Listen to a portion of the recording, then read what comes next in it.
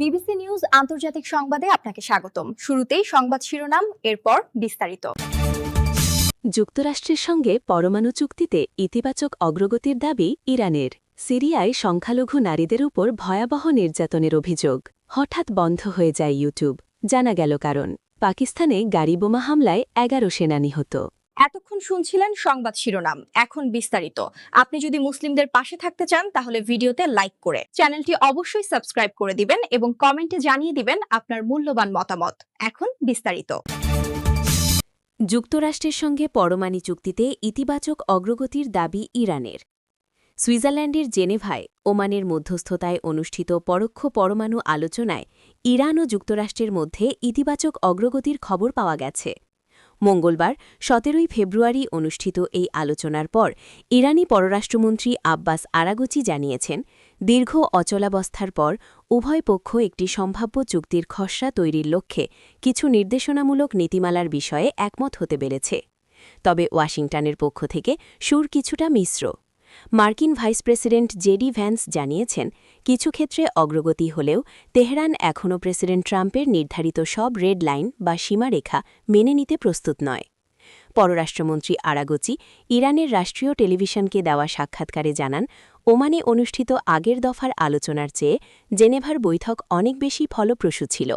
বর্তমানে উভয় পক্ষের সামনে একটি পরিষ্কার পথ তৈরি হয়েছে এবং শীঘ্রই চুক্তির খসড়া বিনিময় করে তৃতীয় দফার আলোচনার তারিখ নির্ধারণ করা হবে।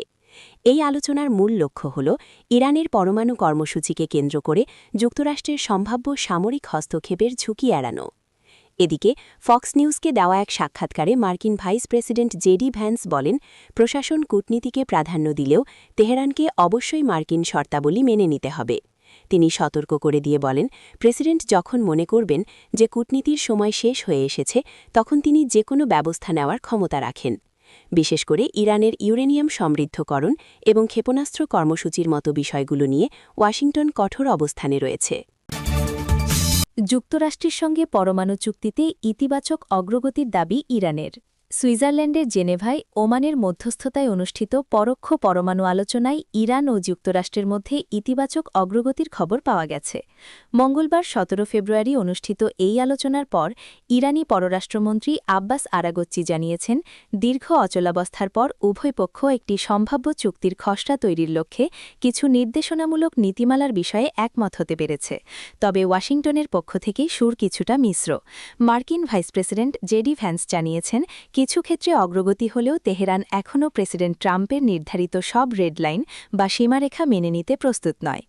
পররাষ্ট্রমন্ত্রী আরাগচি ইরানের রাষ্ট্রীয় টেলিভিশনকে দেওয়া সাক্ষাৎকারে জানান, ওমানে অনুষ্ঠিত আগের দফার আলোচনার চেয়ে জেনেভার বৈঠক অনেক বেশি ফলপ্রসূ ছিল। বর্তমানে উভয় পক্ষের সামনে একটি পরিষ্কার পথ তৈরি হয়েছে এবং শীঘ্রই চুক্তির খসড়া বিনিময় করে তৃতীয় দফার আলোচনার তারিখ নির্ধারণ করা হবে। এই আলোচনার মূল লক্ষ্য হল ইরানের পরমাণু কর্মসূচিকে কেন্দ্র করে যুক্তরাষ্ট্রের সম্ভাব্য সামরিক হস্তক্ষেপের ঝুঁকি এড়ানো।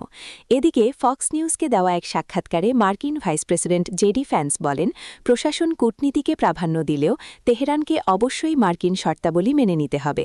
তিনি সতর্ক করে দিয়ে বলেন, প্রেসিডেন্ট যখন মনে করবেন যে কূটনীতির সময় শেষ হয়ে এসেছে, তখন তিনি যে কোনো ব্যবস্থা নেওয়ার ক্ষমতা রাখেন। বিশেষ করে ইরানের ইউরেনিয়াম সমৃদ্ধকরণ এবং ক্ষেপণাস্ত্র কর্মসূচির মতো বিষয়গুলো নিয়ে ওয়াশিংটন কঠোর অবস্থানে রয়েছে। হঠাৎ বন্ধ হয়ে যায় ইউটিউব। জানা গেল কারণ যুক্তরাষ্ট্র জুড়ে জনপ্রিয় ভিডিও স্ট্রিমিং প্ল্যাটফর্ম ইউটিউব বড় ধরনের কারিগরি বিপর্যয়ের মুখে পড়েছে। বিভ্রাট শনাক্তকারী ওয়েবসাইট ডাউন ডিটেক্টরের তথ্য অনুযায়ী বুধবার 18 ফেব্রুয়ারি প্রায় 2,40,000-এর বেশি ব্যবহারকারী সাইটটিতে প্রবেশ করতে সমস্যার সম্মুখীন হয়েছেন। ব্যবহারকারীরা জানিয়েছেন, তারা ভিডিও লোড করতে পারছেন না এবং অনেক ক্ষেত্রে মূল ওয়েবসাইট বা অ্যাপে ঢুকতেই ব্যর্থ হচ্ছেন। বিভ্রাটের খবরটি ছড়িয়ে পড়ার পর থেকেই সামাজিক যোগাযোগ মাধ্যমগুলোতে ব্যবহারকারীরা তাদের ভোগান্তির কথা জানাতে শুরু করেন। ডাউন ডিটেক্টর বলছে, সমস্যার শুরু থেকেই অভিযোগের সংখ্যা দ্রুত বাড়তে থাকে এবং দেশটির একটি বড় অংশ এই সমস্যার শিকার হয়।